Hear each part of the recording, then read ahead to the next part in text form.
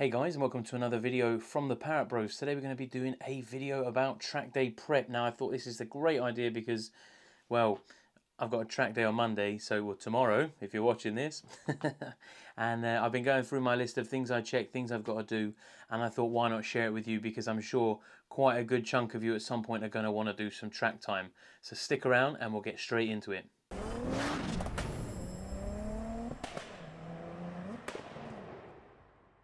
So when going on a track day, there's quite a few things to consider. Now, a lot of them do seem obvious, like things like checking your tyre pressures, checking you've got good tyres, checking you've got oil, you've had a service, all that kind of stuff. Now, I'm going to dig a little bit deeper into certain categories, which, to be honest, I've learned from experience over time, because I've gone places, Silverstone, lost my brakes coming off of the first straight,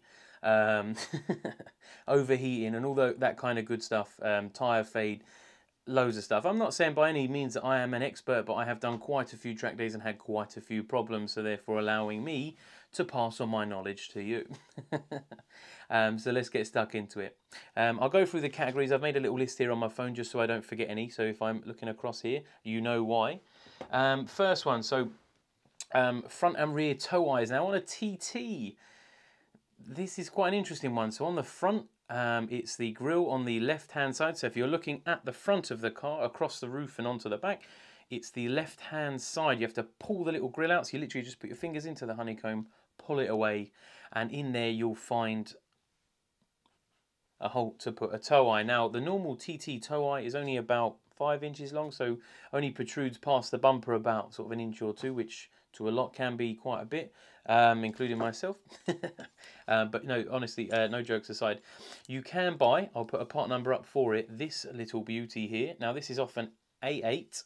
I'll put the part number down in the description, and this allows you to have it come past the bumper, because obviously that's where it screws in, so it'll stick out quite a bit. So should you ever need to get towed, they're not going to scratch your bumper as much. Obviously, if you've put it into you've gone for a trip across the grass and into the rubber wall, that may not matter as much, but always good to have. Now on the rear, same could apply. However, if your TT has done some miles and the little plastic cover's either broken or has removed or has fallen out or is damaged, or like mine was really, really rusty, this thread may not be so great. Mine is pretty much just looks like a line that someone's pinned on. That wouldn't screw in for anything. So I actually went on Amazon, making a mess in the office. I went on Amazon and bought one of these toe straps. Make sure it's the one with the X pattern on the webbing at least, because then it's, if someone pulls it, it won't just break off. And all I'm going to do is nut and bolt this through the hole, because the hole is no longer got a thread. Now, this isn't ideal, but it's better than nothing, because ideally you want the bolt to be going side to side, so when they pull, they're pulling it, whereas if it's like that and they're pulling it, there's the option for it to break. But something is better than nothing, and this will bolt through the hole. I'll show you a picture of what it looks like on the car, as in the tow eye, where it is and what it looks like, because that's half the battle. But the rears, if you're lucky, it may be fine and there may be a thread in there, but the last three I've seen have all just looked like an absolute rusty mess. So the front one you're fine, because it's hidden behind the grille and tends not to get mud and stuff in, whereas the rear one, because it's down low and it's got that piece of plastic in, so if any dirt gets in there, it doesn't actually have anywhere to go. It becomes quite a problem, so often they are no good. So that is definitely one to consider. Now this is a really big thing, because a lot of track days, they'll turn you away for quite a few of these things. So this is kind of like a warning, just so that you have some tow eyes or something, because should you ever get stuck and they do need to tow you, it could be something as simple as you blew a boost pipe off and you can't drive and you need towing in. If you don't have a towing eye, that could cause the whole track day to stop, and then everyone's going to come looking for you. Moving on, what else we got? Fuel. Now, of course, fuel is a big one. With this, the reason I've put fuel is because often you can get through a tank half a day, so you may need to look at taking more fuel. You can buy plastic jerry cans, which are really good, come with a little spout from Euro Car Parts. They're about £30 each. I'll put a picture up now so you know what I mean. You can also buy metal jerry cans from places like Toolstation, Screwfix, any kind of plant place. And they're also great. They also sell fuel on site. Now, they may not sell the fuel you use, as in, like, if you use Tesco's 99, and that's what it's mapped to. They may not do that. They might only do a 97. So do bear that in mind. And also the price, because it's fuel on site, is probably quite a bit more expensive. So do prep that. I mean, I normally fill the car up, and then I'll also take another 40 litres, because worst case, you only use 20 of that. You can put the other 20 in and drive home, especially if the track day's more than 10 minutes away. So that's kind of fuel covered. You can take fuel with you. Usually if you have a garage, they allow you to put it out the back outside, because they don't like too much flammable liquid stored in a garage. Now, decibels of the exhaust. This is quite a big one, especially if you've got a non-resonated system or a custom system with not so many boxes in. This all differs depending on place. Now, we're going to Bedford Autodrome, and they are quite strict due to their neighbours. So their static, I think, is 87.5 decibels. So that's where they get you to sit on the spot and rev to, say, 3.5 or 4,000 RPM, and they will measure how loud your exhaust is at a standstill. They will also have multiple, I believe it's 2, I might be wrong, they have 2 sound points set up along the track. So if your car has pops and bangs on let off, that kind of thing, then you may trigger it, and then they may black flag you, which basically means your day is over. So it's definitely one to consider. No matter where you're going, they'll all give you a noise limit. They may say it's 100, they may say it's 110 decibels. But if you're not sure, it's worth getting your car checked, because if you pay a couple of £100 for a track day, you get there, they do a sound test, they say it's too loud, there's not really going to be a great deal you can do on site. So definitely bear that in mind. So if you've got, not so much if you've got a resonated exhaust, or if you have a stock exhaust with a downpipe like mine, you're fine. It's not going to be loud at all. If your car is loud and you're sort of worried, then definitely get it checked, because I don't want you to spoil your day just because your exhaust was a little bit too noisy, and you could have either had a box put in or get them to make you a slide in and out bung just to try and reduce some of that noise. It's very simple to do. If you have any questions about that, drop me a message down in the comments, and I'll be more than happy to point you in the right direction for that. Clutch pedal. Now, if you have a TT and you like to do those quick kick changes, do bear in mind that the pedal is a weak point. Bryn BWSTT did a video, again I'll put that down in the video description, is that you can, there's like a little bracket either side which is plastic, which actually snaps, and you can then put metal on, weld it, and make your pedal stronger. If you haven't done that, I would just recommend giving your pedal a visual inspection. Make sure there's no cracks, make sure it doesn't look like it's on its way out, because the last thing you want to do is you'll be driving around, hit the pedal, and it goes to the floor and doesn't come back up again, because again, will spoil your day. Now, this is TT specific. I don't know if the S3s and all that suffer with the same, but I know TTs do. Actually, no, they must do, because the Leon has the same issue, because my brother did it. So, yeah, definitely get your pedal checked. Like I said, Bryn's done a video. I'll put the details down in the description. I just wanted to mention that, because it might save one person. If it saves one person, happy days. What have we got next? Brake fluid, pads, and ducts. Right, so brakes, probably the #1 failure on a track day. And they even say in the briefing usually, who here has a standard car? Do you see a wave of hands? Have you recently bled your brakes, put better brake fluid in, etc.? And they're like, no. And then 4, 5, 6 corners round, or 3, 4 laps round, you hit the brake pedal goes straight to the floor. You're doing 90 miles an hour towards a hairpin. So, happened to me. More than one occasion, unfortunately. And that is mainly because road cars, you do quite a bit of mileage before you're relying on your brakes all the time, whereas on a track day you could do 6, 8 corners in a minute, minute and a half, and you're coming from unlegal speeds, shall we say? Hopefully. So you're making the most of the car, you're getting a good run, and there's a good possibility that you're going to cook your brake fluid. Now, if your brake fluid's old, if you haven't changed it, or you haven't got any record of it recently being changed, if you're going to do track days, definitely get the system changed. You can buy something like Type 200.4, which is a slightly higher boiling point, which will work better should you be doing anything like track days. It's only 15 or 20 quid for a bottle. So the more expensive part is probably actually getting it done. If you're competent in doing it, happy days, do it yourself. But I would recommend doing it, because I have taken more than one stock car on a track day and had brake fade. And what I've also done is I've mentioned pads and ducts. I've also added things, so I've used better pads, which means you don't have to use them as hard, which means your brakes don't get as hot, or they do get hot and the pads work really well. But either way, you get more efficient braking, which means you're going to stop quicker, so you rely on them less, which is good. I've gone for a DS2500 Ferodo. I use them on the S4. I've got them on the TT. I've used them on many cars before, so I really like them. They're not for everyone, but they work really well, and money-wise, they're not too bad. The ducts, now this is something I'm going to do a whole separate video on, but I just wanted to touch on it. So basically, this is the shield behind the disc, usually a dust shield to stop crap getting into between your discs and damaging them. And this actually has, we've got custom made ones which have got a spout on, made by Aaron. If you watch the Shift Tower video, you know who he is.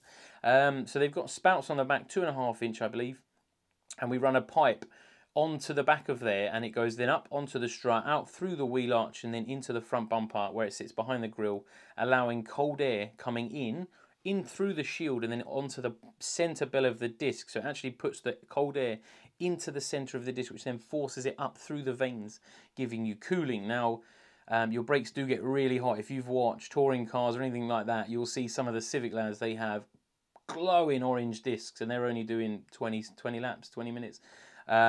So it is really important to try and keep your brakes cool, because at the end of the day, you've only got one pedal, and if that doesn't work, you have a tyre wall. So it's definitely worth considering, and probably one of the more important things to do before going on a track day. Like I said, bleed the brakes. You don't need ducts and you don't need pads. You can use road pads, but you just got to know the limit. And also, when doing coming back in again, you need to do a couple of laps, get the car cool, let the brakes cool down, because when you come in, they will be smoking if you just do some hot laps straight in, and you will absolutely annihilate your brakes. So definitely one to consider. Like I said, if you want any questions, down in the comments. I'm no expert, but I'll quite happily help where I can. I've got quite a bit of experience of mucking it up. So what have we got next on the list? Tyres. Right, so tyres, of course, are important because that's what's between the car and the road. You can use road tyres, there's no issue. Just be mindful that road tyres can go off a lot quicker, which means they may go hot, they may suddenly lose their performance, because you might find sort of the hot point of where they will run out of grip. The tyres might go off, they might go hard, they might not be as good. But to be honest, I've run both road tyres, track tyres, and if it's dry, if it's wet, also good, because sometimes you might have semi-slicks and it rains and then you're pirouetting across the grass. But the reason I've mentioned tyres, obviously, of course, tyres is budget. I mean, you can spend £40 or £30 a tyre, you can spend £200 a tyre.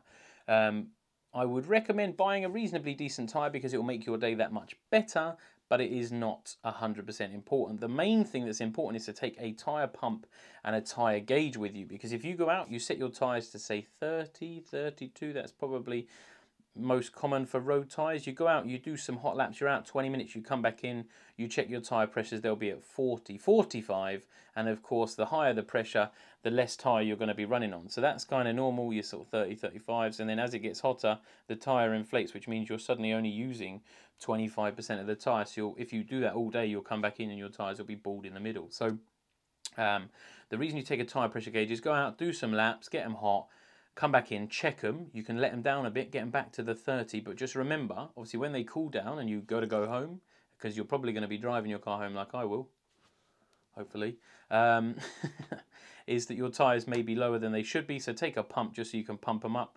It's worth checking every time you come in. Just check your tyre pressures. Takes 2 minutes. Check your oil, check your water. Just give it a quick visual inspection. Make sure everything's good. That's why you need a tyre pump and a tyre gauge.